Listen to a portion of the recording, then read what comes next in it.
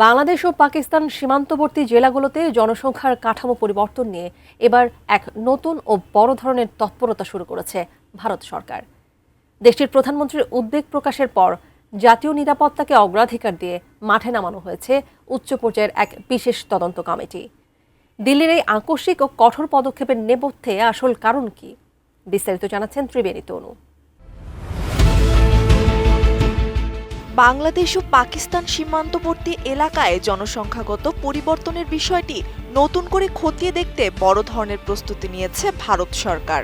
সংবাদ মাধ্যম India today জানিয়েছে, ভারতের সীমান্তবর্তী জেলা ও বড় শহরগুলোতে দ্রুত পরিবর্তনশীল জনসংখ্যাগত প্রবণতা আরও নিবিড়ভাবে পর্যবেক্ষণের সিদ্ধান্ত নেওয়া হয়েছে।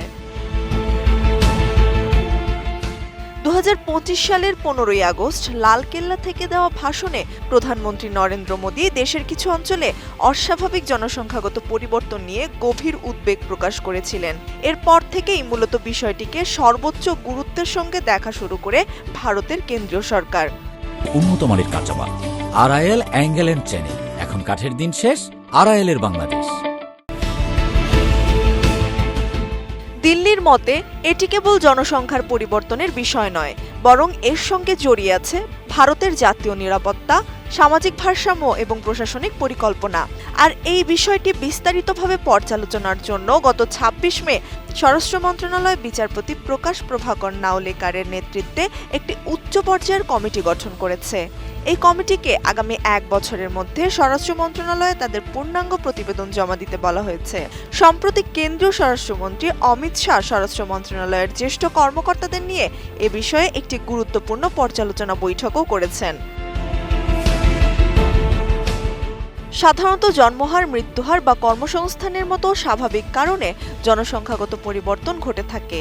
তবে মোদী সরকারের মূল নজর তথাকথিত অস্বাভাবিক জনসংখ্যাগত পরিবর্তনের ওপর।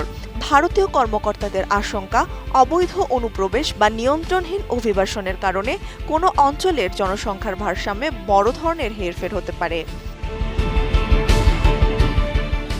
এই পরিবর্তনের প্রভাব পড়তে পারে সামাজিক ও সাংস্কৃতিক কাঠামো এবং অভ্যন্তরীণ নিরাপত্তার উপর। বিশেষ করে আসাম, পশ্চিমবঙ্গ এবং উত্তর পূর্বাঞ্চলের রাজ্যগুলোতে সীমান্ত অঞ্চলে অবৈধ অনুপ্রবেশ ও জনসংখ্যার গঠনে পরিবর্তন নিয়ে দীর্ঘদিন ধরেই তীব্র রাজনৈতিক বিতর্ক চলছে।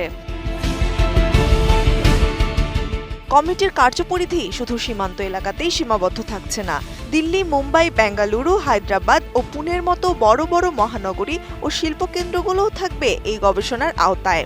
ভারতের নিরাপত্তা সংস্থাগুলো অতীতে অবৈধ অনুপ্রবেশ, জাল পরিচয়পত্র তৈরি এবং স্পর্শকাতর এলাকায় সংঘবদ্ধভাবে বসতি গড়ে তোলার বিষয়ে একাধিকবার উদ্বেগ প্রকাশ করেছে। উচ্চ পর্যায়ের এই কমিটি এখন সীমান্ত ও মহানগরের জনসংখ্যা বৃদ্ধির প্রবণতা এবং স্থানীয় সম্পদের উপর এর প্রভাব খতিয়ে দেখে ভবিষ্যৎ প্রশাসনিক নীতির জন্য জরুরি সুপারিশ প্রস্তাব করবে। ত্রিবেণী তনু, ATN নিউজ।